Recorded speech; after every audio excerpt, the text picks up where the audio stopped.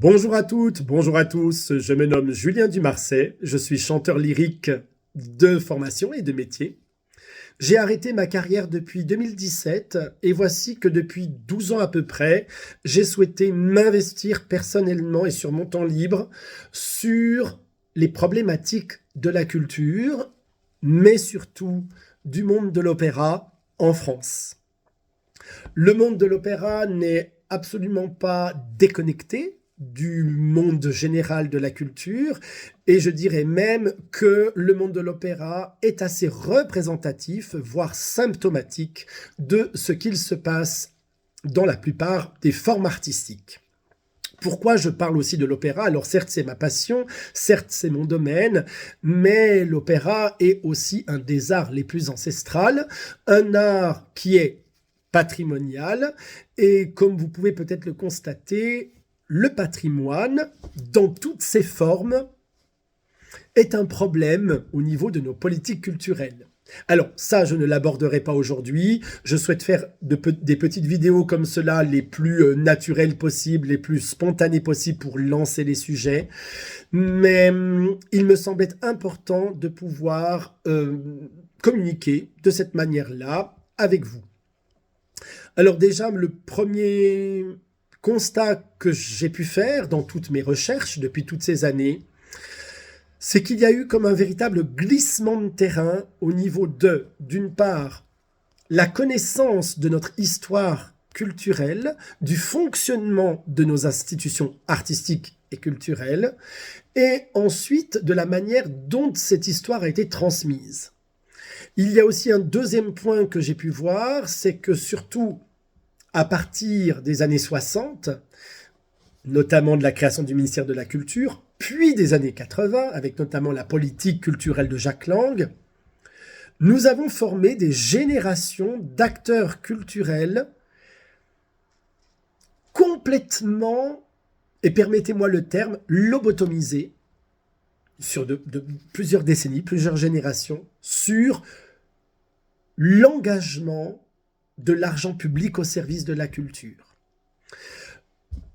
La culture est devenue un service public, mais ce prisme de service public, selon moi, nous a complètement endormis sur comment il a fonctionné durant plus de 3 siècles, parce que n'oublions pas que la plupart de nos institutions, les premières institutions que nous avons,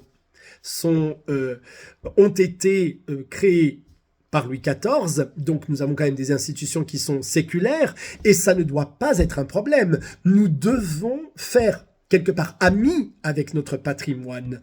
Nous pouvons très bien avoir un patrimoine à véhiculer, à transmettre, tout en ayant des formes d'art plus contemporaines.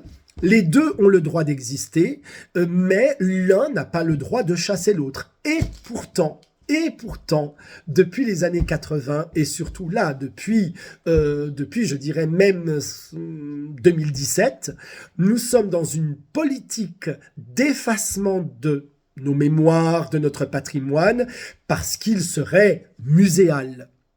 Je ne vois pas où est le problème.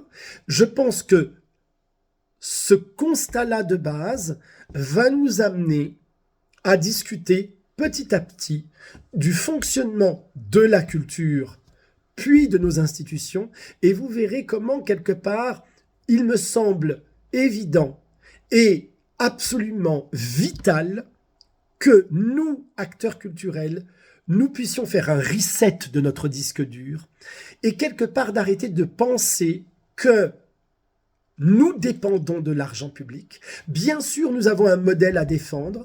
Moi, je soutiens un modèle de culture où l'argent public soutient ce système, mais il ne peut pas être l'unique soutien. Il va falloir que nous revenions à la base du fonctionnement de nos institutions et de comprendre comment finalement la culture, jusqu'à peu près dans les années 65-70, avant les grandes réformes de 68 qui ont ensuite façonné, puis 80, qui ont donc façonné tout notre modèle de la culture, nous fasse quelque part oublier que la culture dont nous pourrions être fiers était une culture qui était décentralisée.